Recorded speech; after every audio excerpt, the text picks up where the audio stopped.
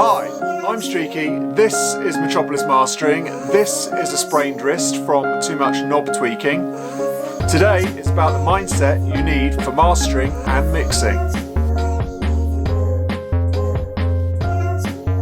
So when it comes to what kind of mindset you need to have when you're going into a mastering session or into a mix session, is that you've got to remember it's not about you, and it's not about you putting your mark on and you having your creative stab at someone's track.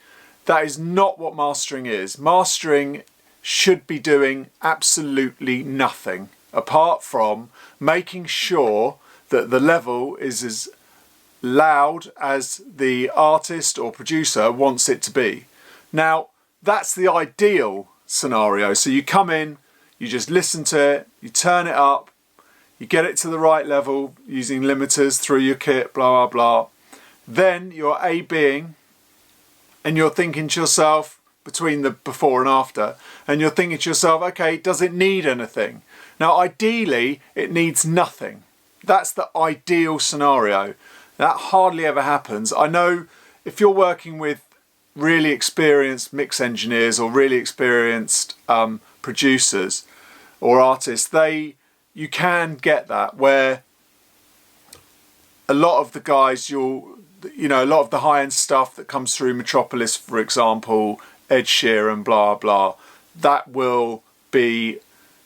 sounds amazing anyway. And so you don't have to do too much. It just goes, the level just gets brought up. Maybe a little touch of top, little 24K, just to like give it a little bit more air, just to open it up a touch. But it's tiny touches. The producers, the mix engineers have spent loads of time going backwards and forwards, listening, making sure it's exactly how they want it. They don't want you to suddenly start adding loads of bass to it. They don't want you to start putting loads of top on and start crushing it, smashing it through a limiter. If they wanted that, they would have done that. They're not interested. So what you've got to do as a mastering engineer is come into the session without that mindset of, right, I'm going to do this, I'm going to do that. Majority of the time when you go to do that and you don't listen to the track, the only reason I know all this is because I've done it. And I've done it a million times years ago when I first started, probably for the first 5 years.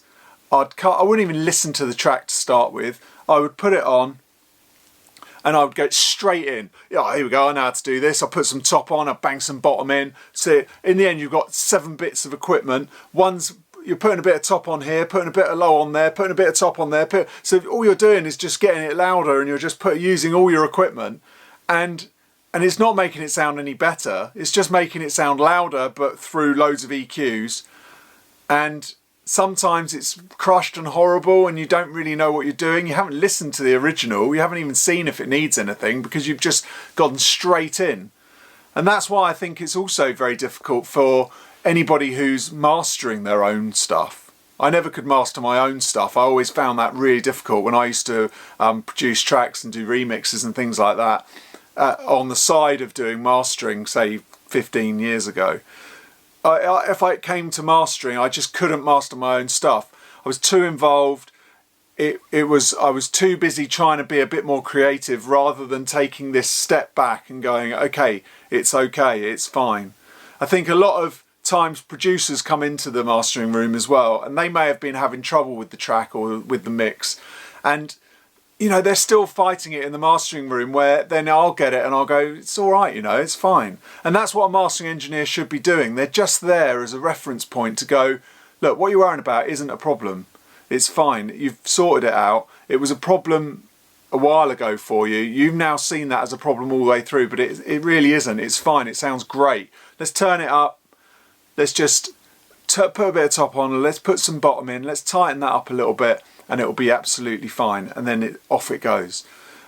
I'm not here to go, okay, I'm going to put the streaky sound on it and it's going to be, it's going to be this, that and the other. Now, when I say mastering engineers do have a sound, now that's more down to the equipment that they've put together over the years and ways that they pass stuff through the signal chain, the way they do gain staging, and just the way that they hear things and say that's right or wrong. Now, the hardest thing to do is nothing, because everybody thinks they should be doing something, but you shouldn't be doing anything if you can get away with it.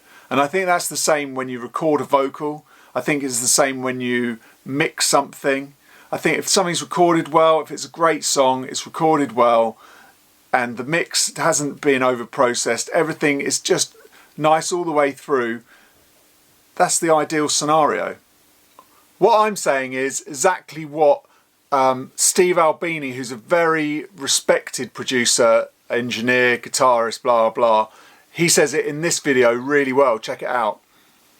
I don't expect the mastering engineer to do anything. Mastering engineers, of course, will do something, but in my experience, better mastering engineers do very little to master tapes that are already satisfying.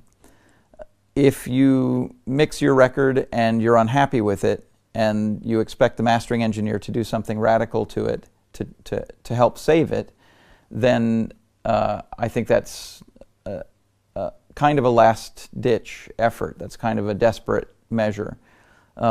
I typically work on something in the studio until everyone is happy with it, and then we send it off as a finished product. And the mastering engineer, in the sense of manipulating that sound, isn't expected to do very much at all.